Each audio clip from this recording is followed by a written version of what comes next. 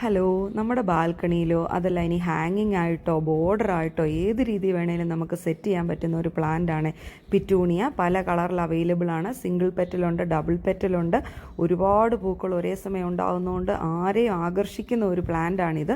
വളരെ ചെറിയൊരു ശ്രദ്ധ മതി, നമുക്ക് എന്നും ഇതിങ്ങനെ മെയിൻറ്റെയിൻ ചെയ്ത് കൊണ്ടുപോകാൻ പറ്റും. അപ്പോൾ ഇതൊക്കെ പൂക്കൾ ഉണ്ടാകാനുള്ളതും പൂക്കൾ കൊഴിഞ്ഞു പോയിട്ട് നിൽക്കുന്നതുമായിട്ടുള്ള ഭാഗങ്ങളാണ്. അപ്പോൾ പൂക്കൾ കൊഴിഞ്ഞു പോയി കഴിയുമ്പോൾ കണ്ടോ, ഈ കവറിങ്ങിൻ്റെ അകത്ത് നമുക്ക് കാണാൻ പറ്റും ഒരുപാട് സീഡ്സ് ഇങ്ങനെ ഉണ്ട്. അപ്പോൾ നമുക്ക് ആ സീഡ് കളക്ട് ചെയ്യുന്നത് മാത്രമാണ് ഇച്ചിരി ബുദ്ധിമുട്ടുള്ള പരിപാടി. അപ്പോൾ സീഡിൻ്റെ സൈസും കണ്ടോ, വളരെ മൈന്യൂട്ടായിട്ടുള്ള സീഡ്സാണ്. അപ്പോൾ നമ്മൾ ആ സീഡിൻ്റെ ഭാഗമെല്ലാം കട്ട് ചെയ്ത് ഒരു പാത്രത്തിനകത്താക്കി വെയിലത്ത് വെക്കും. എന്തിനാന്ന് വെച്ചാൽ ഒരു 4-5 മണിക്കൂർ കൊണ്ട് ആ കവറിങ്ങൊക്കെ നല്ലോണം ഉണങ്ങി സീഡ് നമുക്ക് സെപ്പറേറ്റ് ചെയ്തെടുക്കാൻ പറ്റും. അങ്ങനെ സെപ്പറേറ്റ് ചെയ്ത സീഡ് നമ്മൾ നല്ലൊരു പോട്ടിംഗ് മിക്സ്, അതായത് ചാണകപ്പൊടി, മണ്ണ്, കൊക്കോപീറ്റ്, ഇത് മൂന്നും കൂടെ മിക്സ് ചെയ്തിട്ട് വെള്ളം സ്പ്രേ ചെയ്ത് കൊടുത്തിട്ട് ഈ സീഡ് അതിൻ്റെ മുകളിലോട്ട് ഇങ്ങനെ സ്പ്രെഡ് ചെയ്ത് കൊടുക്കും.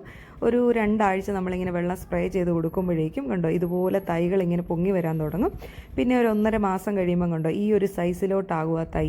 അപ്പോൾ വളരെ ശ്രദ്ധയോടെ നമ്മൾ ഒരു പോട്ടിൽ ഒരു 4-5 തൈകൾ ഇങ്ങനെ വെച്ച് പിടിപ്പിക്കും. അപ്പോൾ ആ വെച്ച് പിടിപ്പിക്കുമ്പോഴൊക്കെ നല്ല ശ്രദ്ധ വേണം. ഇതിനൊട്ടും കനവില്ല, പിന്നെ നല്ല വെയിലായി. അപ്പോൾ ഞങ്ങൾ ആ വെയിലുള്ള സ്ഥലത്ത് നിന്ന് മാറി ഓപ്പോസിറ്റ് സൈഡിലിരുന്നു. ഇന്ന് എനിക്ക് കമ്പനിക്ക് അമ്മച്ചിയും ഉണ്ടായിരുന്നു. അങ്ങനെ ഞങ്ങൾ ഒരുപാട് പോട്ടുകൾ നിറച്ചു. കുറഞ്ഞതൊരു 30 പോട്ടെങ്കിലും നിറച്ചെന്നാണ് എൻ്റെ ഒരു ഓർമ്മ.